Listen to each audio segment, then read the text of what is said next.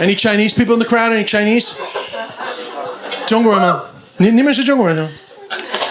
你是中国人吗？ I'm from Australia, mate. Oh, you're from Australia. Okay. 我说中文你会听得懂吗？一点点。一点点，哇，挺好。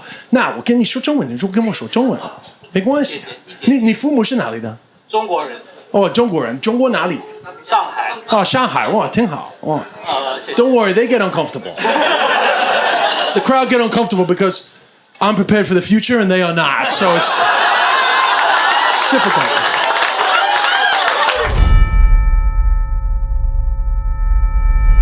What can I say, man? I'm 47. I'm a 47-year-old straight white guy. 47-year-old cisgendered straight white guy. You can't put pride behind any of my identities. It'll offend people, you know? And I'm fine with that because I'm actually a pretty liberal guy. I know I have like a Trumpy head, but I'm not really, I'm not how I represent. I don't even know how I would describe my politics. Aggressively moderate. That's how I would describe my politics. And listen, I grew up with a lot of white guys. They're not happy, man. You know? They're like, bro, it's a fucking tough time to be a straight white guy. No, not an easy time to be a straight white guy.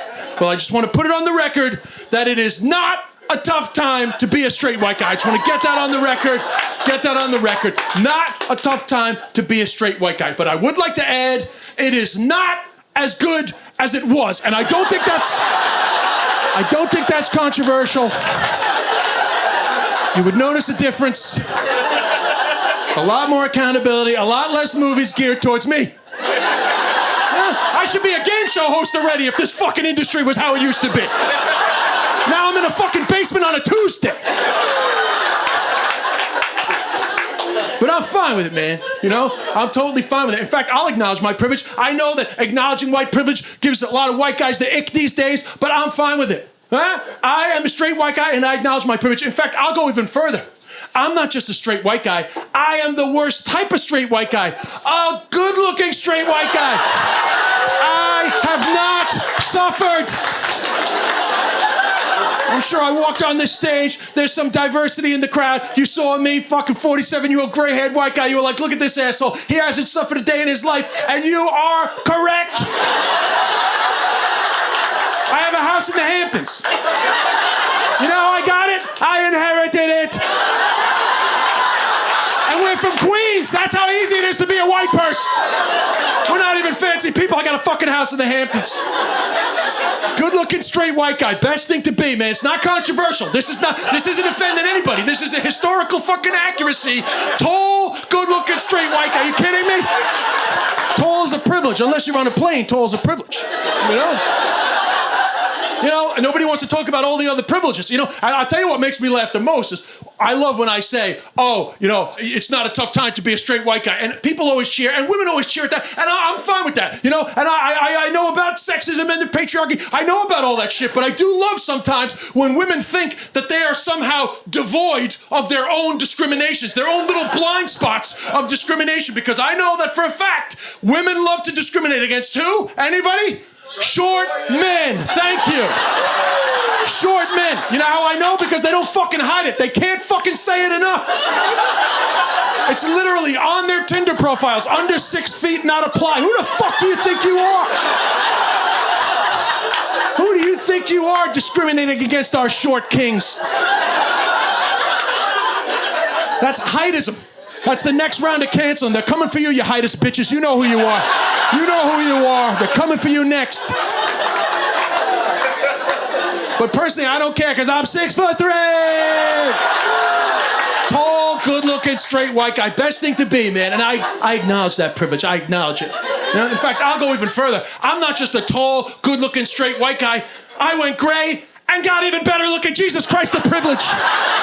The fucking privilege. Just when I thought I was getting old, they put a fucking Z in front of daddy. They made me a fucking zaddy. Yeah.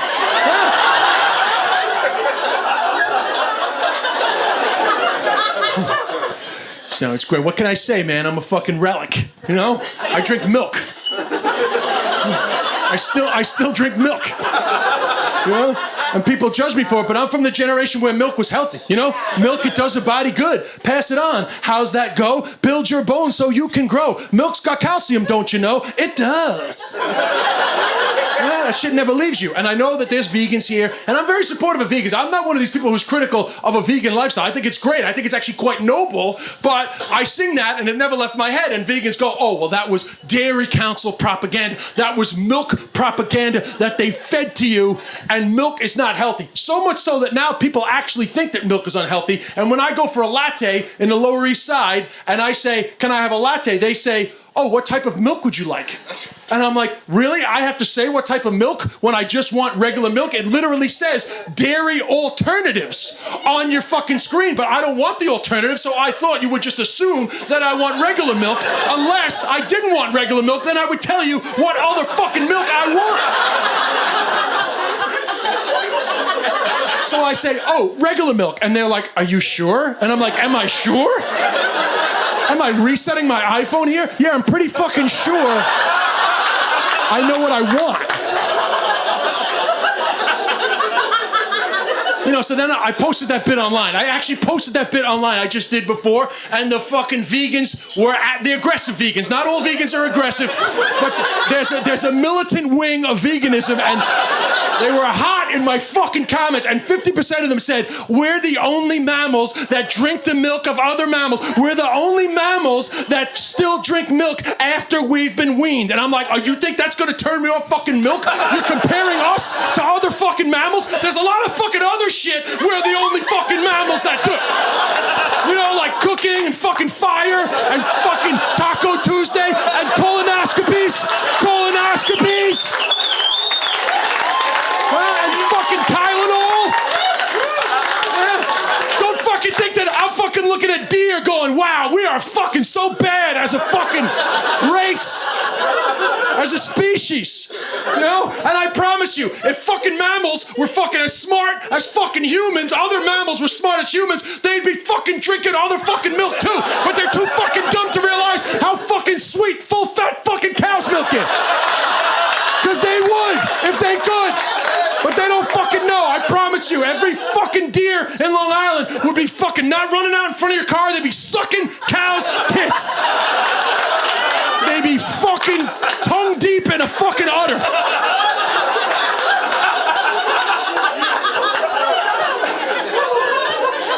I mean, I don't really care. It's not something I'm passionate about, but it's just, I'm not this passionate about milk. Full fat, Lucky Charms, motherfucker.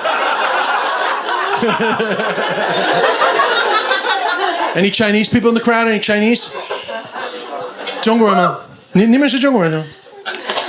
你是中国人吗？ I'm from Australia, mate. Oh, you're from Australia. Okay. 我说中文你会听得懂吗？一点点，哇，挺好。那我跟你说中文，你就跟我说中文，没关系。你父母是哪里的？中国人。哦，中国人，中国哪里？上海。哦，上海，哇，挺好，哇。谢谢。 Don't worry, they get uncomfortable. The crowd get uncomfortable because I'm prepared for the future and they are not, so it's difficult. Also, can you please verify that I was actually speaking Chinese? Because I know some people are like, oh my God, I saw the most racist thing yesterday. This white guy was on stage, he was like, any Chinese people? And then he chung-chung-ching this guy at the second table. I was like, fuck, cancel this guy already. Like, oh my God. Cancel him, seriously. Actually, before I continue, you know, I just don't think this crowd really has had a good enough Chinese energy for this bit. If you could just play anything just to create a little more of a Chinese vibe in the crowd. And just first thing that comes to your head, just play it.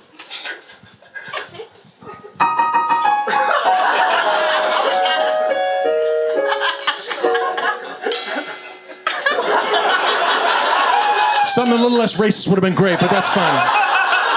I'm gonna give you a pass on the gong.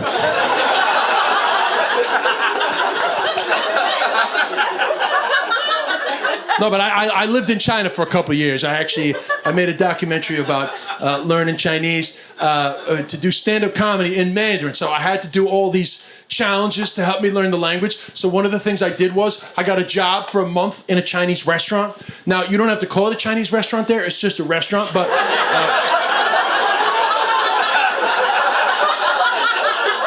just so you know, I was a yin bing yuan, right? So I was a welcomer, okay? Customers would walk in and I would shout as loud as possible, 欢迎光临, right? Which means you're very welcome, okay? It's not like a host, you know, it's not like, how many people in your party? Because there's only one party in China. So it's more like, that's right. The jokes are gonna come hard and fast. The Asians approve, just so you know. The jokes are gonna come hard and fast now. You gotta. I know you weren't expecting bilingual comedy on a Tuesday night in New York, but that's what you're getting. Concentrate. Yeah, I don't listen. Unless you've been to China, you will not have seen this job. The door opens, you shout, 欢迎光临. And of course, I was terrible at it, because every day I'd be like, 欢迎光临. And the customers would be like, whoa. Oh, your Chinese is so good. And I'd be like, then why the fuck are you speaking English? I would have thought if my Chinese was good, you would have spoken Chinese, but they love it when a white guy could speak Chinese. Like, any white guy here, you could learn ni hao off Dora the Explorer, go to Beijing tomorrow, be like, ni hao, and they'd be like, whoa! Oh, your Chinese is so good. You look like a David Beckham. Whoa. Now, I'm not saying I look like David Beckham, but for the record, in China, I look like David Beckham, just so you know. And it makes me feel guilty because we do not get excited when they speak English. And I'm not talking about American-born Chinese or Australian-born Chinese. I'm talking about Chinese immigrants that are coming over here, clearly struggling in their second language. We do not reciprocate the same awe. You know, I'll be in Flushing Main Street, Chinese person come up to me and be like, excuse me, where's Subway? I'm never like, whoa!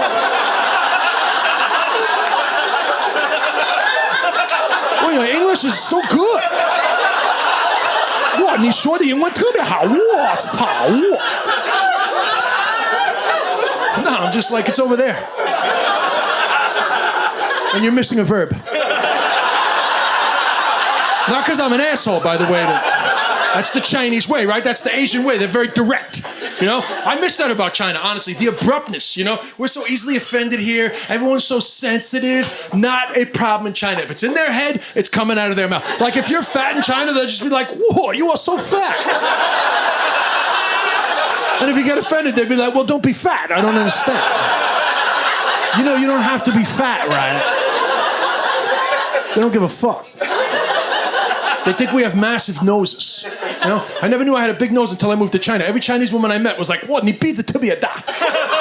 nose is huge." I had to tell them that is not a compliment in the West. I went for a massage one time. This masseuse kept rubbing my nose every 5 minutes like a genie was going to come out of my nostril.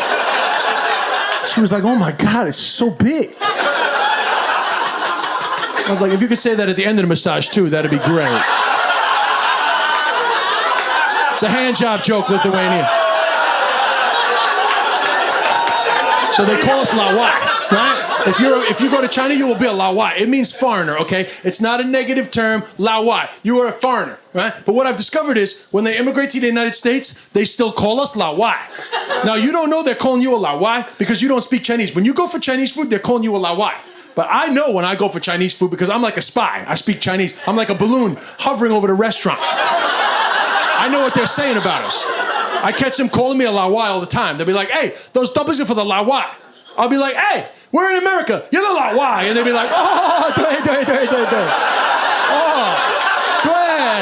Whoa, 我们是老外. Whoa, we are the Lawai. Whoa. Ooh, your Chinese is so good.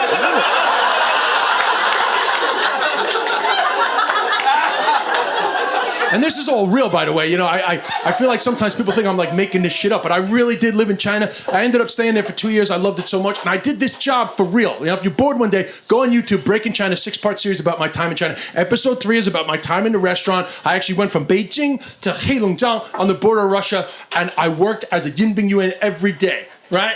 欢迎光临. And then 3 weeks into it, I had an amazing cultural experience. These 2 drunken Chinese guys walked in. I did my best. 欢迎光临. And then one of them, really loudly, in front of the whole restaurant goes, 欢迎光临. and mocks my Chinese in front of the whole restaurant. I was like, hold on a minute, buddy. You can欢迎光临me. I'm the only white guy in this tiny Chinese city of 1.3 million people. You can欢迎光临me. That's racist, yeah? Because if I was in New York or Dublin and I walked into the Chinese restaurant and the welcomer was like, oh, you are very welcome. And I went, oh, you are very welcome. Welcome to our restaurant. I'd be arrested. So don't欢迎光临me, motherfucker. And I'll tell you right now, buddy, you're lucky. You're lucky I'm a comedian, because I would have been upset, except the minute that you said that, I couldn't help but think, this story's gonna rip it when I bring it to New York in 2023. So thanks to him. Thanks to you guys. 谢谢. 感谢你们的支持. 谢谢. Thank you. I got married last May, everybody. Thank you.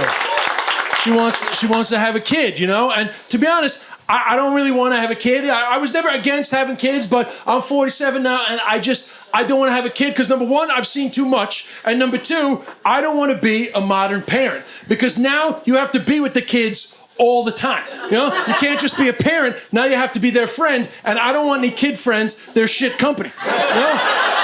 I want to be a parent like my mother and father in the 1980s. And truth be told, I would have a kid tomorrow if I could parent my kids the way that I was parented. Because my parents were never fucking with us. My mother's favorite thing to say was, get out of my sight. That was her favorite thing to say. Get out of my sight. You know, if we came home from school, if we were in the house more than 2 minutes and it wasn't raining, she'd be like, what are you doing in my house? Get the fuck out of my house. Are you watching all my children? No? Then get the fuck out of the house. It's not your time. Myself and my brothers would disappear for hours on our own, unattended, out on the street. The only thing that would bring us home was hunger and the moon. That was it. Outside on our own, unattended. And of course, guys my age, people, my friends, we love to wax lyrical about the good old days of going outside to play on your own. And then young people always say, yeah, but you could go outside and play back in the day because society was safer back then. Wrong. Society was not safer back then. We just didn't know how unsafe it was. Watch any of these Netflix documentaries. They all begin the same way. Somebody goes, back then we just didn't know. We didn't know. We were clueless. Predators everywhere. A van could have pulled up and been like, hey kids, get in. We would have been like, yeah, we've seen Scooby-Doo. Let's ride. Let's go. Once we don't go to the abandoned amusement park, I think we're going to be okay. Outside on our own, unattended, in the 80s in New York. This is what makes me laugh. People are like, oh, society was safer back then. You watch any of these fucking documentaries about the 80s in New York? It was fucking chaos. Plus, we were on the street, no fucking speed bumps, no four-way stop signs, no fucking parents, just two-hand touch on the street, and we were fine.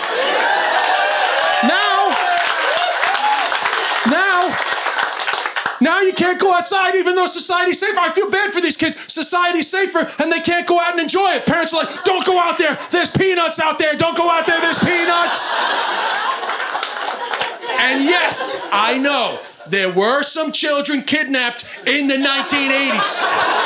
But I think it's a worthy sacrifice for 7 or 8 kids on a milk carton for the millions upon millions of happy childhoods that happened as a result of their sacrifice, and it has not gone unnoticed. Thank you for your service. And I know that seems a bit cold, but there's some insurance people here going, you know, that is a good analysis, actually. Risk assessment-wise. You're enjoying that more than everybody else. My mom died, by the way. I think I should point that out. I know you weren't expecting any death jokes, but spoiler alert, we're all gonna die. Just so you know, we're all gonna die. And I wanna give you guys some modern death advice. This is very important, okay? Because some of you guys are gonna deal with this. Number one thing you need to know, get the fucking passwords. This is the most important thing you need to know about modern death because everything's on their phone and on their computers, and if you don't get those passwords and they die, you have no idea the heartache you will deal with, right? Calls to banks, lines at banks, emails, bureaucracy, torturous admin trying to get your parents' money. So please, get the fucking passwords. Because it takes a cold-hearted son to hold their mother's iPhone in front of her recently dead head. But you have to do what you have to do. And listen, I know that seems a lot. And some of you are not laughing now, but in 5 years, some of you are going to be like, thank fuck we were at the Des Bishop show. I have a solution, guys. Well, you guys are great, man. So, how many young guys are in the crowd? We got any young guys in the crowd? See, I'm really killing it with the younger demographic. How old are you, man? 27? That's pretty fucking young. I don't know. Anybody beat 27 in the crowd? Anybody? Any men younger than 27? How old are you, bro? 26. 26. Wow. I really need to fucking work on my TikTok. I can tell you that. Any under 25 men in the crowd? Yeah. Oh, in the back. How old are you guys? 23. Oh, nice. What year were you born? 99. Wow. Oh my God, this woman is about to puke in her fucking drink. 1999. That's great, man. Listen, I think it's great that you're at my show. We're a very different generation, but you're here, and that's awesome, And you're from the iPhone generation, and we love the iPhone. We love the convenience of the iPhone. However, there is a trade-off, right, between like the convenience and real human experience. And there are human experiences that we don't have to deal with anymore as a result of the iPhone. And even though it's great, it's also an experience that we don't have that was character building for me when I was younger. For example, when you swipe right on an app and it doesn't match, you know what that is, right? It's rejection. Yeah? But it doesn't feel like rejection because you're not there when anonymous woman that you swiped right on fucking swipes left on you. You're not there when she's like, eh. Whereas every time somebody went, eh, to me, when I was a teenager, it happened to my face. And it hurt like a bitch. Especially because you don't just fucking get swiped on. You had to first get the confidence to go up and ask strangers for their number or if they want a drink, which seems fucking creepy now. The average Gen Z is like, oh my God, that is like so creepy. You're like talking to strangers, like cancel this guy already. But that's the way it was back in the day. You had to build up your fucking confidence to talk to fucking strangers. If you didn't have balls, you didn't get pussy. That's the way it was back in the day. It seems toxic now. I know that seems toxic. I'm just telling you that things have changed. Thank God they've changed, but it's just the fucking way it was. You had to go up to strangers and you'd be like, hey, can I get your phone number? And they'd be like, no, to your face. And it hurt like a bitch. And you had to build yourself back up and get your confidence back. And that was character building, to get your confidence back and turn to our friend and be like, can I get your phone number? That's the way it was. That's the way it was. Seems weird now, but that's the way it was. And you think you know, but you don't know. I'm sure you've asked somebody for their number in your life, but you don't know how tough it actually was to get somebody's number because where are you going to put the number? Yeah? This is pre-cell phone, man. Nowhere to put the number. So you had to wait till the conversation was about to finish, and you'd be like, hey, what's your phone number? And she'd be like, 357-6761. And you'd be like, okay, bye. 357-6761. 357-6761. 357-6761. Your friends are trying to talk to me like, yo, shut the fuck up. Shut up. 357-6761. 357. You're fucking dancing on the way home like 357-6761. 357-6761. If your friends are still with you, you're like, yo, you remember 357, you remember 6761. Because that's the other big difference. We used to have to remember shit. And I'm not saying that, like, we're better than you. I'm just saying, like, by necessity, we had to fucking remember shit. I have an infinite number of useless 718 fucking landline numbers in my fucking head. In fact, every number before 1996 is still in my fucking brain. Most of these numbers are dead. Rob Baraglia, 357-5657. Marcello Mariani, 939-5699. Fucking who the fuck knows if these numbers still exist? Second girl I ever had sex with in Ireland, Margaret Doran, 061314830. The night Kurt Cobain died. If you want a sense of time, the night Kurt Cobain died was the second time I ever had sex in my life. Margaret Doran, 061314830. And now I'm married. Yeah, we got married last May, Friday the 13th. No, we did not get a deal. Just happened to get married on Friday the 13th. We bought an apartment together. We're going to have some kids. We're going to spend the rest of our lives together. I do not know her phone number off by heart. I haven't haven't fucked Margaret Doran since 1995. 061314830. Fucking immediately. Now, comedians always say this is a true story, and it's not true, so I want to rat myself out. That joke is not 100% true. In that, when I wrote it, it was true. I was engaged at the time, and I did not know my now wife's number off by heart, but I actually do now know her number off by heart. And the reason is because I don't have a CVS card, and she has a CVS card. So I use her phone number when I'm fucking blipping at CVS. So now I know it off by heart. Fuck it, I wasn't gonna do this, but I'm gonna do this bit, right? So what if you give a girl your number and you're waiting for her to call, right? You have no idea the stress of waiting for somebody to call your house. Because you know why? When the phone used to ring in the house, you had to get there first, which wasn't an easy thing to do. Because when the phone rang, the whole house was like, I'll get it! Fucking race for the phone. I'll get it, except for your dad who's like, I'm not here. This guy that tells you never to lie unless you're lying for me. You had to get there before your brother. What if your brother gets to the phone first? He's like, oh, you're looking for Des? Sorry, he's taking a shit. Yeah, sorry. Phone, asshole. You phone. You ever been on the phone with a girl thinking everything's cool, and then it's like, Mom, are you listening on the upstairs phone? And then you have to meet them. This is the big difference. You think you know, but you don't know. You have to meet them. It's like, hey, I'll meet you tomorrow at 12 o'clock. You know what you had at 12 o'clock? Hope. 12:15, fucking panic. Is she dead? Is she standing me up? How long do I stand here before I give up?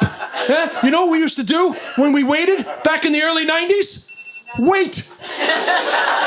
Just be with ourselves. Yeah? Left foot, right foot. Watch the world go by. Not just you, but everybody in the crowd. Ask yourself honestly, when was the last time that you just waited? I promise you, it was a long fucking time ago.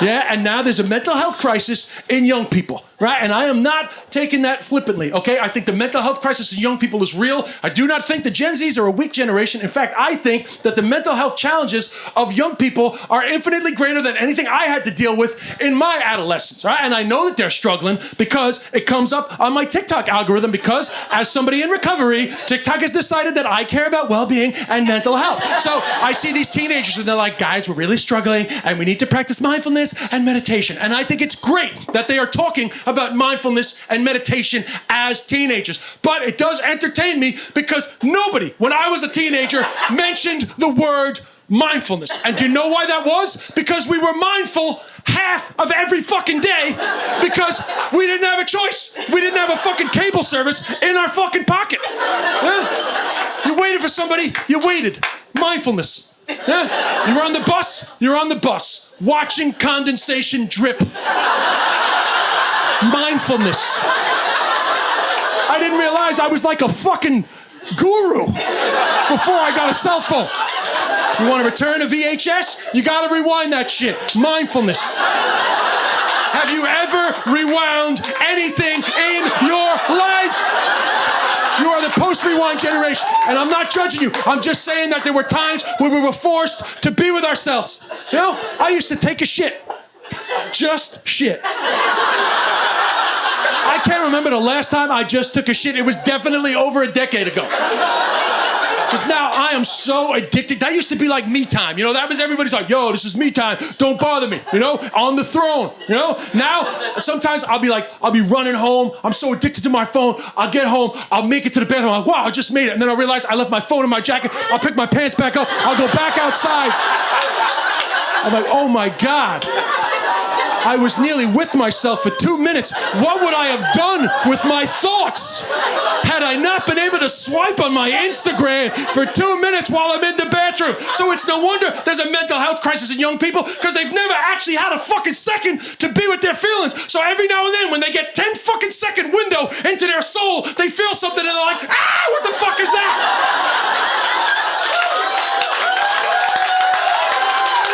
And I'm not judging them. Because I'm the same now. Yeah, I get to the bathroom, I'm like, who can I call? Who can I call? Lest I should be with myself for 2 minutes, who can I call? Which is never a good idea, because your phone call is always longer than your shit, so you're stuck, not able to flush, because the person on the line will know that you were taking a shit while you were talking to them. Huh? Unless, of course, you marry a millennial who's better at technology than you, and she lets you know that you can mute the phone, flush, and then walk out of the bathroom. Only the most perceptive friend will be like, hey, it was echoey a minute ago. Were you taking a shit while you were talking to me? There's been an acoustical change.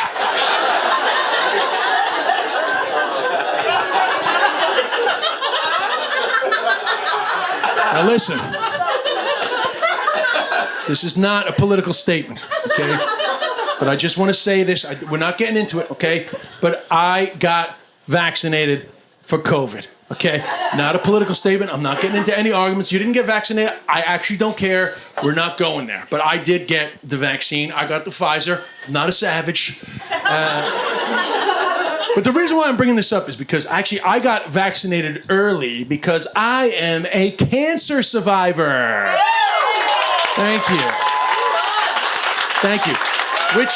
Which is totally true. I had testicular cancer when I was 24. I didn't think it really warranted getting an early vaccine, but anybody who ever had cancer was entitled, and so I went. Even though testicular cancer honestly is not a serious thing. Early detection, and you're not going to really have any problem other than you lose a testicle, right? And it's never been an issue in my life. I didn't get the fake one. A lot of people ask me, did you get the fake one? And I didn't want one. But right before the surgery, they offered me a silicone prosthesis, and I was like, well, why do men get one? And the surgeon said, well, a lot of men get it for cosmetic reasons. And I was like, cosmetic?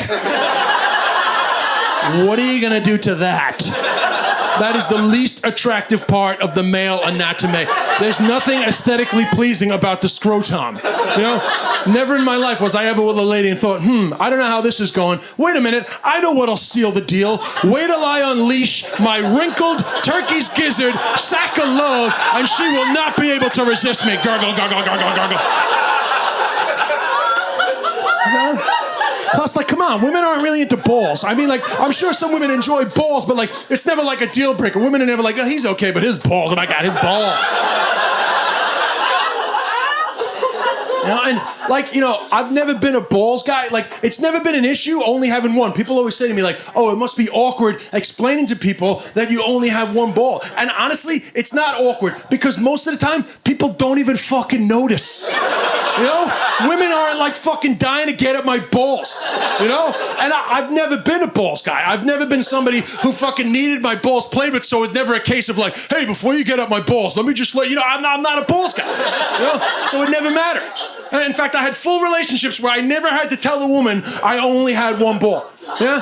Every now and then it was awkward because I'd be with a woman whose ex-boyfriend clearly was a balls guy. So suddenly she's all fucking up in my balls, thinking that I'm fucking loving it. But all I'm doing is getting more uncomfortable because I can tell she's looking for the other one and she's not going to find it. She's not going to find it. And you don't want to bring it up. At that stage, you don't be like, hey, listen, I had cancer. You don't want to bring up cancer when they're already at your balls. Things are going pretty well to ruin the fucking... You don't want them feeling bad for you when they're all up in your balls. But after a while, it's just like, Jesus Christ, she's not going to find it. Like, we got to move on. We got to move on from this. So I'm like, what's the matter? And she's like, there's only one. I'm like, what? What did you do to it? Spit it out. We got to find this. We got to find this thing.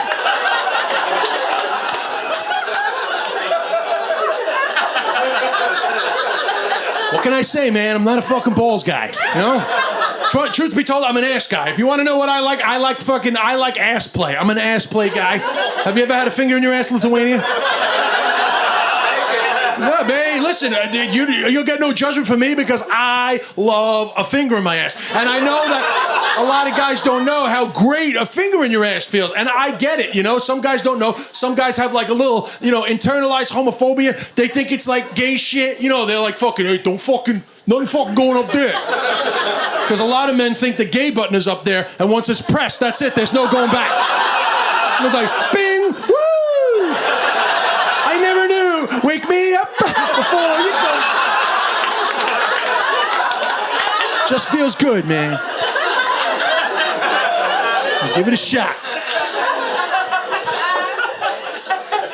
But listen, when I had testicular cancer in the year 2000, so I was 24 years old, and I was in Ireland, and at that time I had already, you know, started doing stand-up, so I had a little bit of a public profile, so there was a lot of news stories about me getting testicular cancer, which meant that a lot of people in Ireland knew that I had testicular cancer. And a funny phenomenon, if you're somebody who's had testicular cancer publicly, is you get a lot of men that will randomly come up to you, like on the street or in a pub, to ask you about their balls, right? Because men don't like going to the doctor, so they're like, oh, this guy had a lump in his ball. Let me tell him about my fucking lump. Like, I'm gonna be able to fucking diagnose them, right? But I'm fine with it because I want men to just go get checked. So I've always opened to men talking to me about their health, right? So I had a very interesting situation. One time I was in Cork in Ireland, right? In a nightclub. It's like 1 a.m, right? And everybody's coming up and they're like looking for selfies. And, it's like a bit of, fun, right? But then this one guy comes up to me and he goes, Diz, can I talk to you for a second?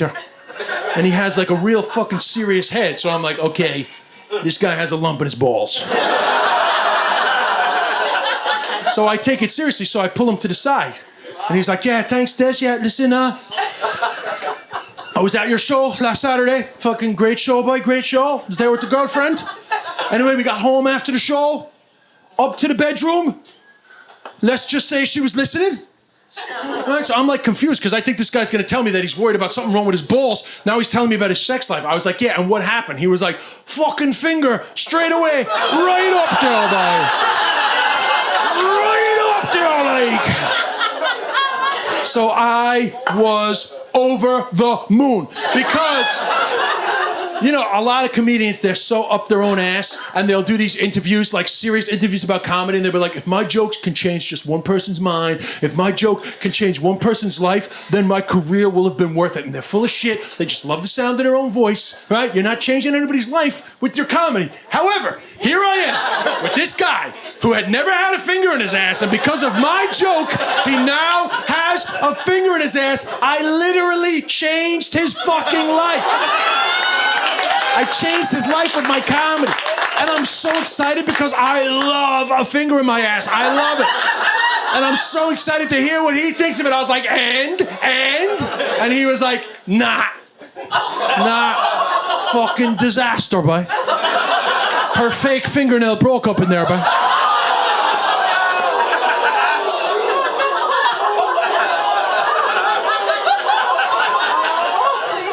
Lithuania loves it, just so everybody knows. Is that too much for you? You had a big reaction. So anyway, I got vaccinated early. And, Cuomo, remember him?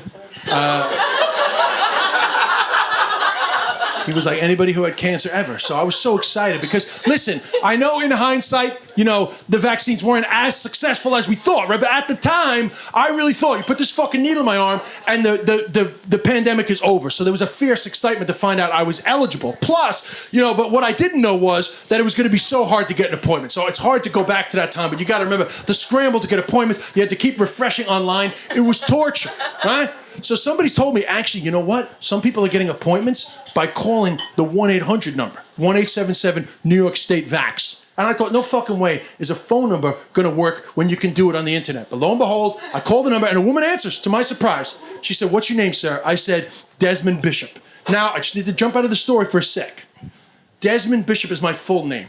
My mother gave me the name Desmond. She got it from a book of Irish names. I hated my name growing up in Flushing, Queens, because I was the only Desmond I ever met in real life. There were no Desmonds in Flushing, Queens. The only Desmond anybody knew was Archbishop Desmond Tutu of South Africa.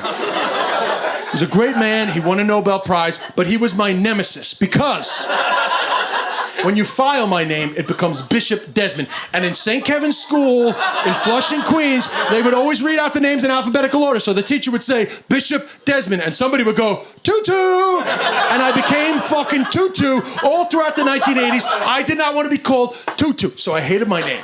Then I moved to Ireland, where there are Desmonds everywhere. Suddenly I had a normal name. I grew to love my name. In fact, 2 amazing things happened to me when I moved to Ireland. 1, I had a normal name. And 2, fun fact about me, I am not circumcised, right? You are not either.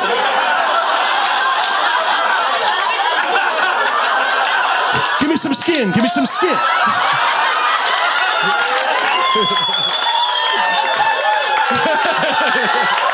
Save it for your ass. But no, I'm not circumcised because I was born in London. It's my great shame that I was born behind enemy lines. My parents brought me back immediately after my birth, but I was born in England. It fucking breaks my soul. But anyway, as a result of being born in England, I'm not circumcised, which meant that in St. Kevin's in Flushing, Queens, I was the only uncircumcised kid on the swim team. So every time I go to fucking swimming, the kids would be like, what the fuck is wrong with your dick? Even though what's funny is they're saying, what's wrong with your dick? It's like, what's wrong with your dick? Even though it seems normal in the United States, it's fucking barbaric that your parents decided to chop off your fucking skin for no reason other than it's an ancient religious fucking ritual, right? And people are like, oh, it's cleaner. Have a fucking shower and save the fucking trauma. Unless your child's gonna get into porn, save his fucking foreskin. Right? This guy's like, what's wrong with your dick? It's like a fucking anteater. What the fuck is going on? You got a fucking aardvark for a penis. What the fuck's wrong? Hey, there's ants over there. Des, go suck up the fucking ants with your fucking aardvark dick. You don't want to think you have a fucking weird penis. All right? Well, then I moved to Ireland. Two great things happened. I had a normal name, and I'll never forget the first time I went in the fucking showers, St. Peter's College, Wexford, St. Peter's boarding school, right? In Wexford, 1919, I went for a shower, and there was foreskin everywhere.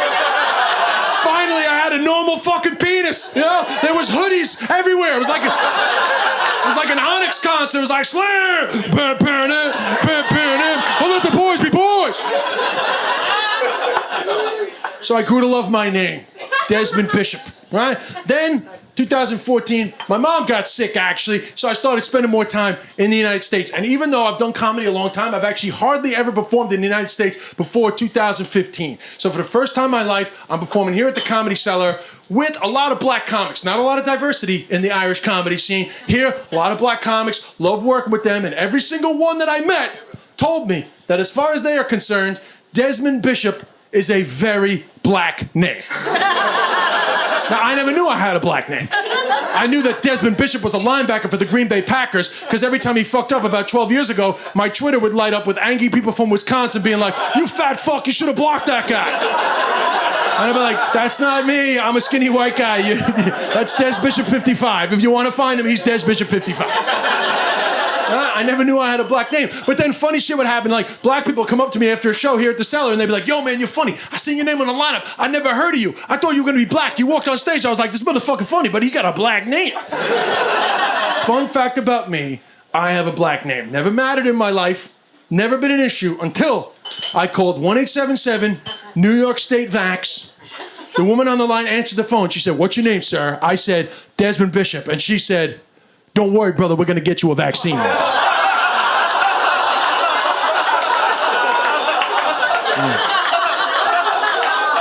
It was a dilemma for me, man. Because I've been refreshing for days. I was pretty fucking sick and not being able to get an appointment. So I was like, thank you, sister. You know, it's been hard out there. It's been hard out there. Shit. You know, there's a lot of hesitancy in our community. You know, I'm going to spread the good word. Shit.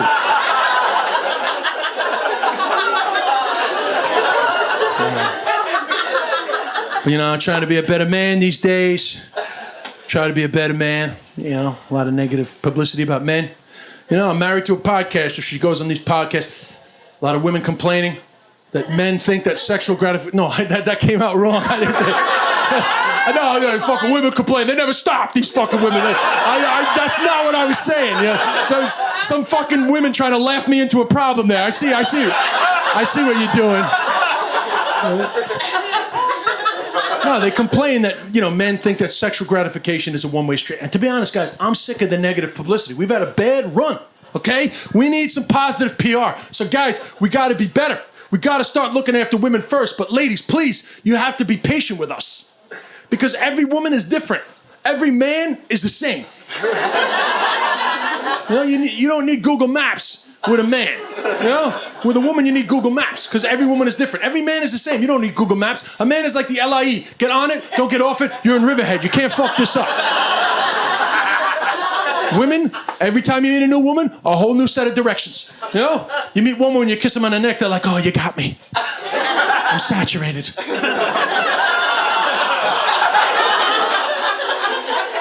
Yeah, I know women.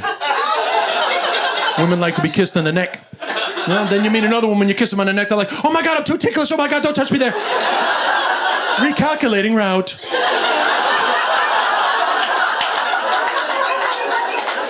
Some women like to be slapped. I'm not into it. I'm not into the slapping or the choking. I've never understood the choking. It's always like, how close to death do you want to pretend to be? But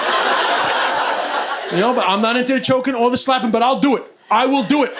Ladies, I promise you, I will do whatever it takes to get you to your destination as fast as possible. Because the truth of the matter is, I'm waiting for you to get there every time. Every time I'm waiting. Like the minute you're there, boom, right behind you. I was waiting the whole time.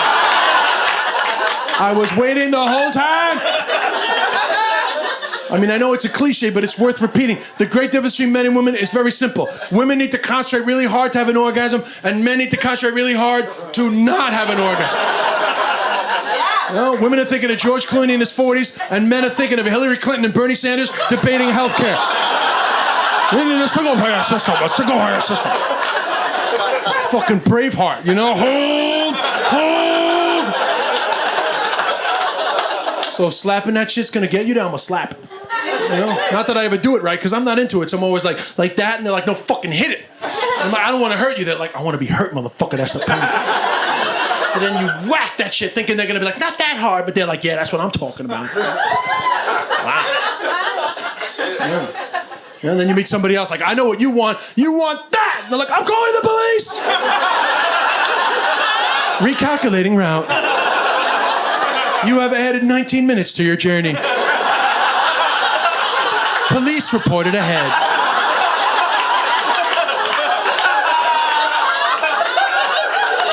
Well, that's a Waze joke. A lot of Long Island people in if you're clapping at the Waze joke. A lot of car people, Be a great app, man. Waze for the bedroom. Think about it, A lot of guys, they don't know what they're doing. Think about it, ladies. You're in a new relationship. You're with a guy. He doesn't know you, right? So he's doing shit you're not comfortable with. It can be hard to say it because guys can be sensitive. Like, I know, don't fucking tell me. I know what I'm doing. And guys not going to ask for directions, right? So cut out all the awkwardness. Waze for the bedroom. You've keyed in all the shit that you like. Tell him to turn on the GPS. Follow the instructions. You're happy. He's happy. Plus, awkward time of the month, Waze has got you covered. Lane closure reported ahead. Use the service road. That's an anal joke, Lithuania. That's an anal joke.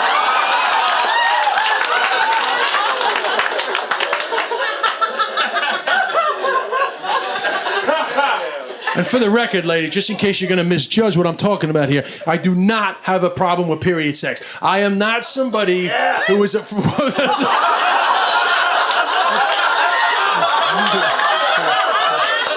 Didn't realize we stepped on somebody's fetish here tonight. This guy, fucking redwings.com over here. But listen, I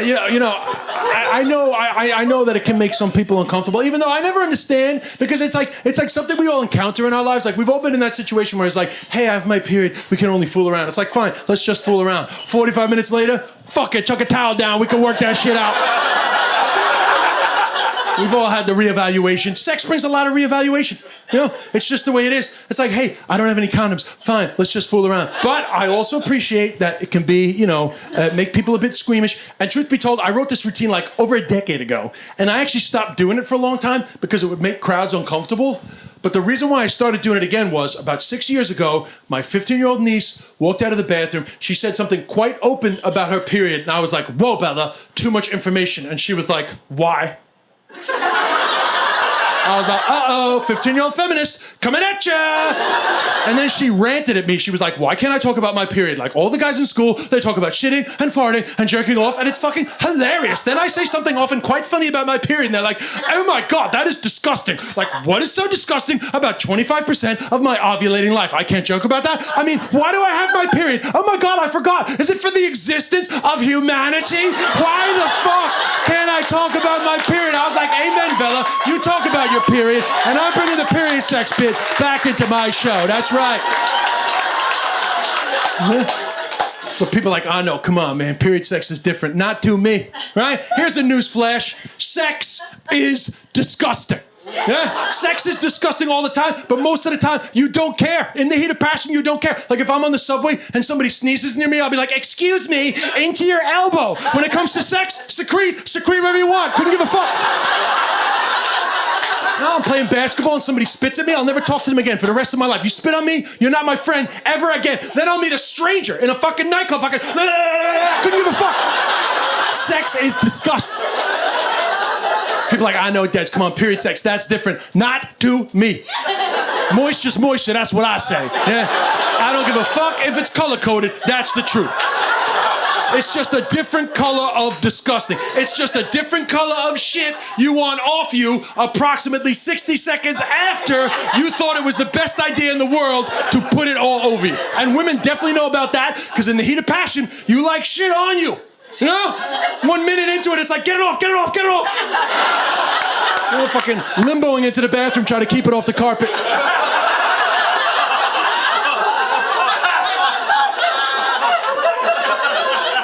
And this is very important, guys.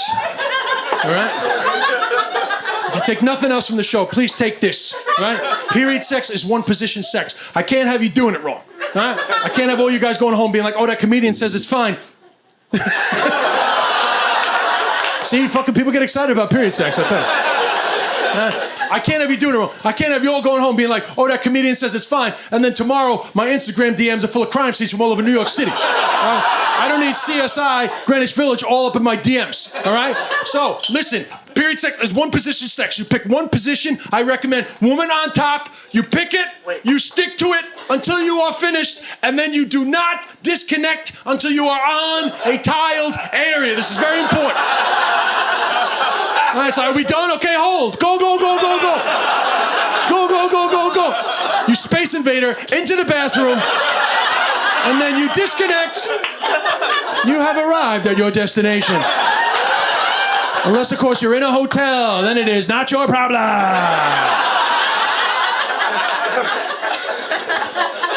But before I go, can I just say that any GPS, any ways for the bedroom that's worth it, will tell guys the first thing you need to do is go down. I know this is very heteronormative material, but I'm just speaking from my own experience. Guys, you gotta go down. Going down has gotten some negative publicity lately. DJ Khaled came out and said he doesn't go down on women. Well, that is bad advice. Great DJ, bad fucking sex advisor. You gotta go down, guys, and when you're down there, you stay down there until the job is done. I get it. It's not easy. I'm in my 40s. It's a very difficult position for your neck. I don't know if women realize that. When you're lying flat on a mattress, I can't hold this position for any length. Oh, you think I'm joking? I'm thinking about developing a special mattress for middle-aged men so that they can make their wives happy. That has a special dip for the chin. There's a chin dip in the mattress. Oh, you think I'm joking? I'm going on Shark Tank. I'm gonna be the My Pillow guy for middle-aged going down. No, I'm obsessed about it. Honestly, I don't have kids yet, but we're thinking about getting a bunk bed early so I can put my wife on the top bunk, stand up straight, engage my core, take the pressure off the lower part of my spine, get those heels on my shoulders, and get back to the old days, baby. You gotta go down, guys. And when you're down there, you stay down there until the job is done. I get it. It's not easy. It's not easy, ladies. You gotta be patient. You can't breathe when you're down there. I don't know if women know that. You can't breathe. You can't breathe through your mouth because you're using it, and you can't breathe through your nose because that's not hot.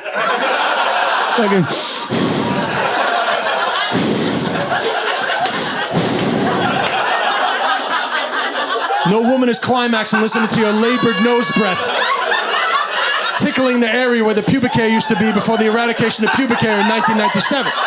I don't know if you know that, 99, but we used to have pubic hair as a species. I don't know if you...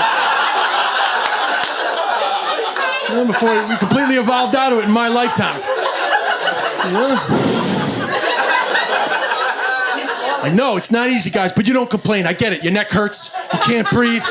Your jaw hurts because you've been gnawing away like you're on ecstasy for fucking 24 hours. Like, but you don't complain, guys. You don't complain.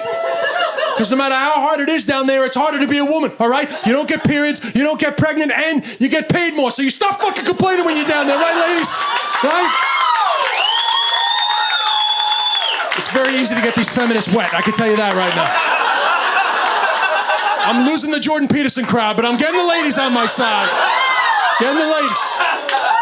You don't complain, guys, and you don't get lazy. You know who you are. Some guys, they get lazy. They don't stop, but they like to rest against the thigh. You know who you are. The thigh is not a pillow. No resting. You never look up. This is very important. Never look up.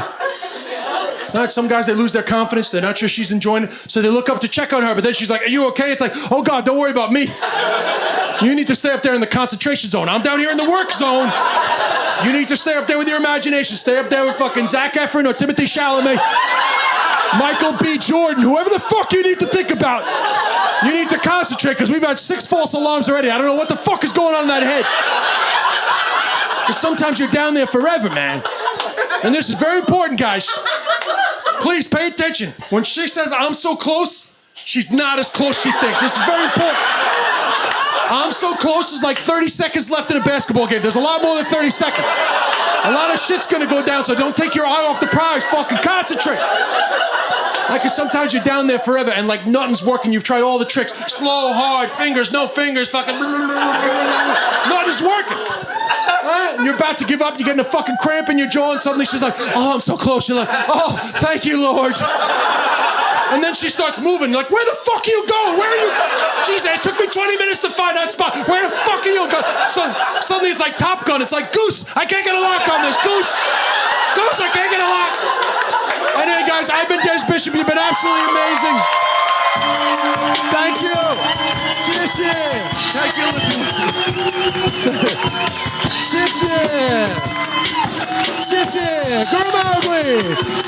Slow.